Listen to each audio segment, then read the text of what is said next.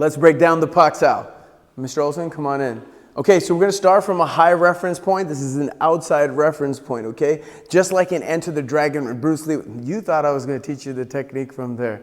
That's a training drill, okay? That's step one. So let's start there, but that's obviously not how we fight. But that's how we have to learn the technique, okay? So from here, when you look at a Pak Sao, there's three things that are very important.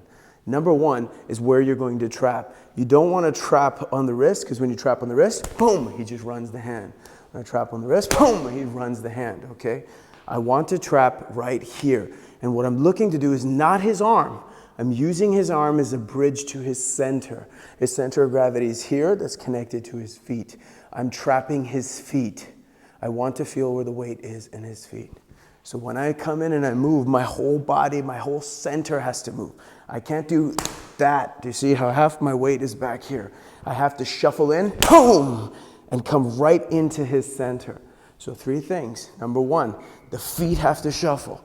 Number two, the hand has to trap. And number three, the hitting hand has to go straight and retract. You see it retracts.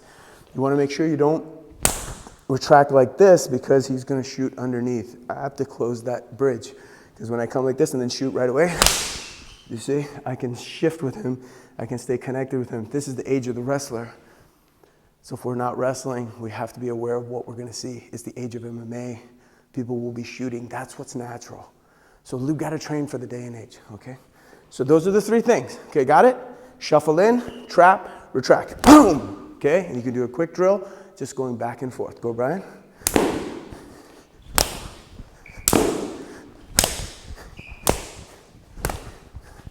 Good, and then go. And then later, of course, we can do the counters. It's fun stuff. Okay, so now we have to consider it's a moving bridge. We have to seek the moving bridge. What does that mean? The jab over here is going to be coming out, and it's going to be going back. Now, do you see how he fed it to me? Look at that he didn't stop short. Stop short, Brian. Stop short. And put it back. Go fast, Steven. Stop short and put back. That can't be your jab. So we go slow, but look how the depth of the jab. Do you see it? He touches my face. And we don't go faster than this because we have to build this relationship together. So when he goes, boom, that's where it has to be. So if you look at the jab, go ahead. It comes forward and back. Do you see it? Slowly goes out and it comes back. So the first time I want to consider is the time on its way back. I slip and I ride it back. I slip and I ride it back. Do you see it? Slip and I ride the Pak Sao back, okay? The next is on development. That's right here when this moves or he steps forward, boom, okay? Go ahead, boom. That's what I want him to see, boom. So when he goes, boom, when he goes for the step, boom, I erupt forward. Slow, bang, I take the shot. Okay, so that's the timing we have to consider. That's the before, and the other one was after, and we need during. During is, this would be during timing. Slow, if I just jab this body. But if I want to Pak Sao him, bang, I come here like that and take a shot to the body. You'll see that in a lot of traditional forms where they go like this. That's what they're looking to do. So you see it in Tai Chi, you see it in Wing Chun. You see different motions like this. When the hand and fist is coming here, boom, you're getting here, and you're guiding the Pak Sao this way, behind the elbow almost, and coming to take the shot. And if you want to do more boxing approach, go ahead, boom, go whip the jab, boom, whip the jab, bang, there's the shot. And let's go slow so they get something there. Do you see it? It's tough to do it slow for reality, because reality is whipping. So when he's whipping, boom, there's the shot.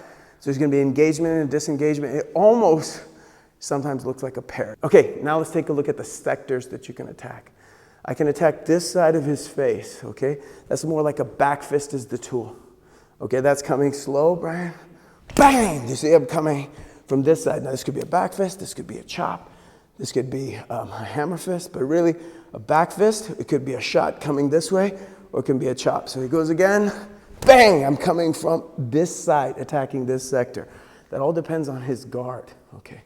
If he keeps a more square guard like this, I can attack through the center, okay, where I can come straight up through the center. If I have longer arms, I can hit here through the center and catch it first. But for me, since his arms are longer, I'm going to have to sneak in this way. This is taking it in the center. The next is, if you take a look, it's outside his rear hand. Okay, so when he shoots that, boom, I come from outside his rear hand. All right, so I'm literally slow motion, boom, coming outside his rear hand. Again, for the three timings. So there is the after, same time, and before. And one of Bruce Lee's favorite things, how he would use it, the hand goes first. That's if I want to enter or I want to intercept him. My hand goes first, my center moves, and I erupt with a suddenness to take the space, okay? So you see, boom!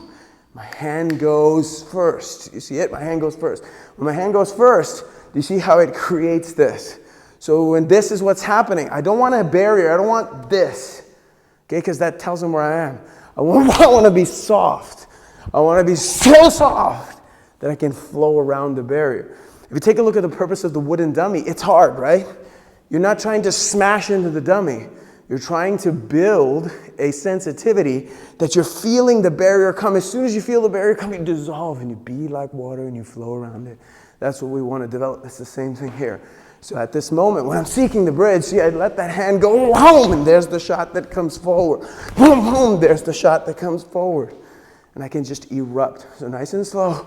You see how this hand is making this creation there.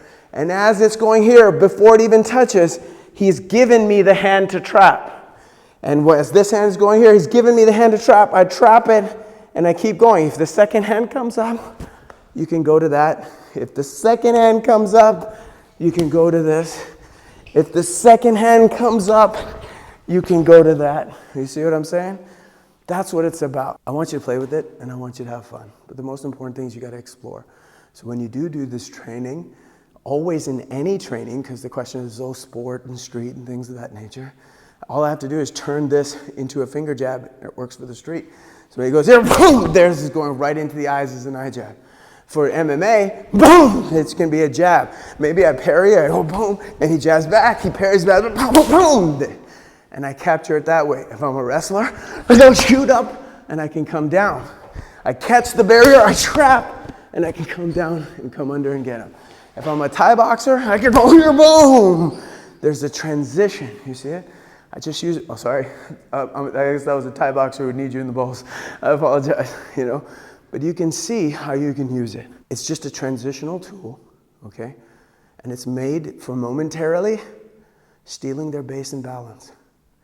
I want to hit him with my center of gravity. Don't be fooled and chase the hands. I'm trapping his center. I'm trapping his center of gravity. I'm trapping his mind. I'm trapping his future motion. That's what trapping is about. Especially the Pak Sao is a great tool. You find it in every single art. It's not style and system specific. Once you enter, okay, you seek the bridge.